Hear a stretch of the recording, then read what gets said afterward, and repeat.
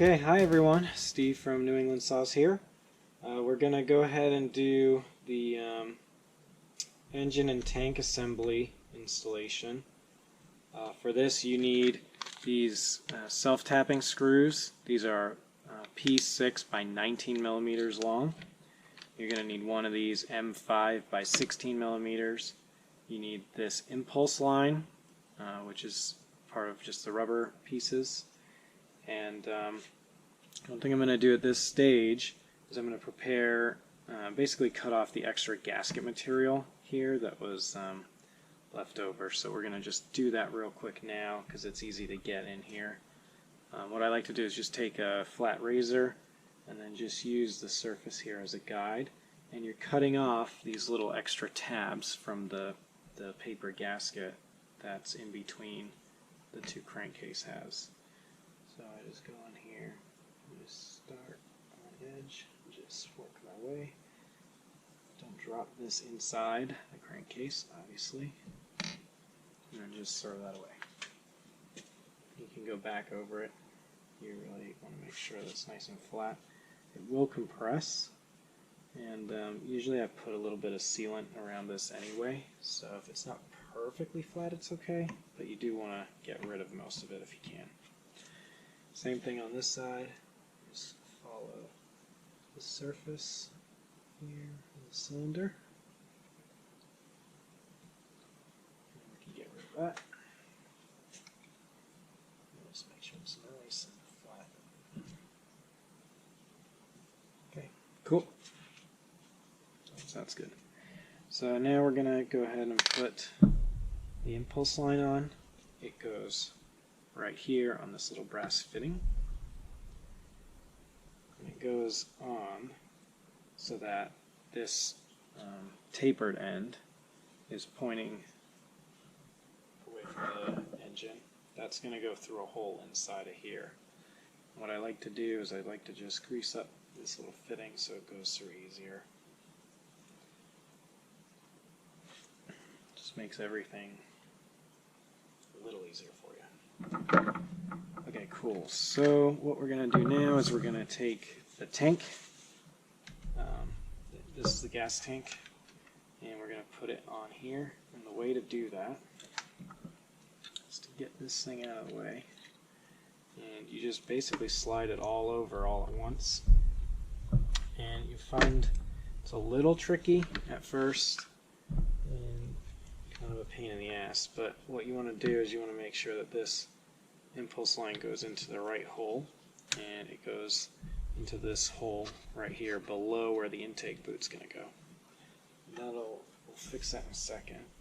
And then you've got to get these two to go in here. So this guy kind of tucks in there, and this guy gets pushed against this buffer.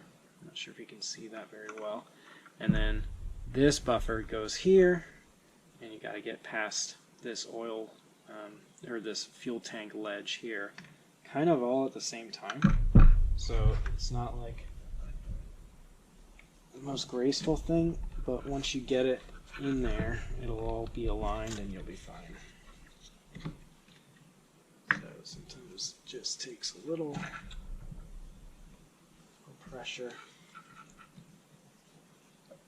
to get it over these lips. And you just sort of find where it's hanging up. There you go. And then you can just see through these holes whether it's aligned or not with the pre-drilled holes. And once you kind of do, it'll sort of feel like it's in place properly. And you're pretty much there. And then you just take your self-tappers, and you need 4 of them. And you just work your way around. So that's going to be 2, 1, 2 on this side, 1 in that rubber buffer, and 1 in this one. And then on top of that, you're also going to need to do this one, which is why you need the M5 by 16.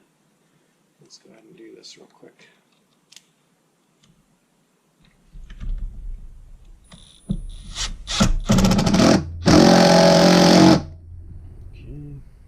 I don't do those all the way down.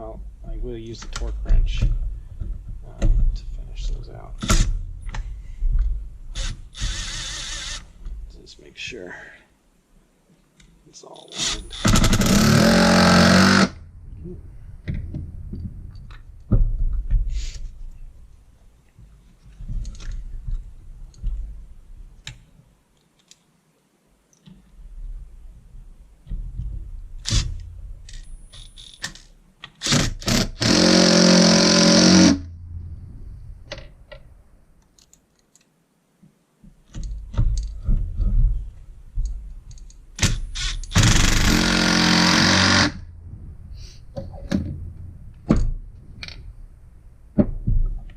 Okay, so I preset this torque wrench. Should be pretty easy.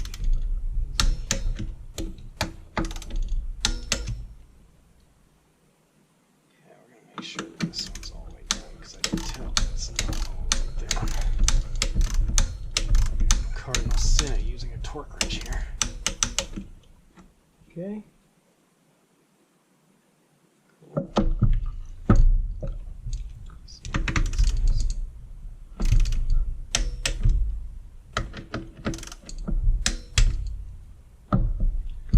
Okay, and then, like I said, we're going to do this one up here. So an M5x16, just one of them.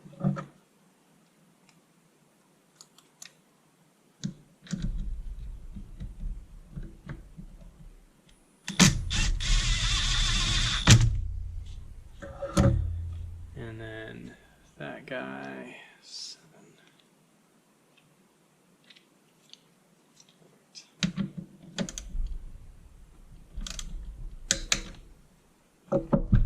Okay, so now that you've done that, there's 2 important things still left to do. You've got to get the impulse hose routed in, and actually, you need to get this little piece, which is one of those other ones that I always see on the build forums that everyone's forgotten. So this is a little grommet, okay, if you can see this. This gets put right in here inside this tank housing, or inside the engine case, right here. And it's a feed through for the kill switch wires. Everyone always forgets it. They're always like, where's this piece go? Just goes right in here. I'll show you. Okay, so it's just to protect the wires as they go through this place here. And then you can just feed, what I like to do is feed this one in first, then this one, and then you don't have to worry about it later.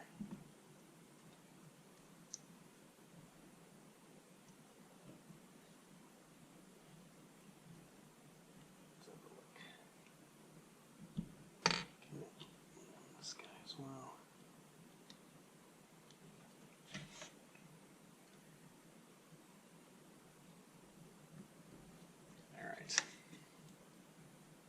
That can be nicely routed out of the way. I'm going to hold this up so you can see. So that goes through here, and these are going to come down eventually to where the coil is. And then we still need to get this guy all the way in. So to do that, you can either try and pull him through, or push, or whatever you got to do. Sometimes what I'll do is just take little C channels and try and pull if I can't get a good grip on it. But most of these are pretty easy to do.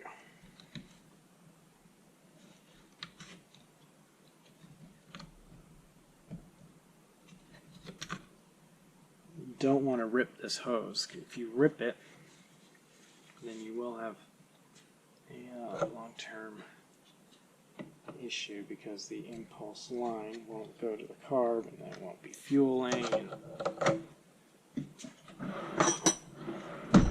So usually I just take these nice big ones, squeeze gently, pull until it pops over. That's it. And so you can see here that now it's right around the collar where that impulse line. So what you want to do is make sure that the tank, you get past this little lip that's got to be where the plastic of the tank housing goes. And then you're ready for the next step.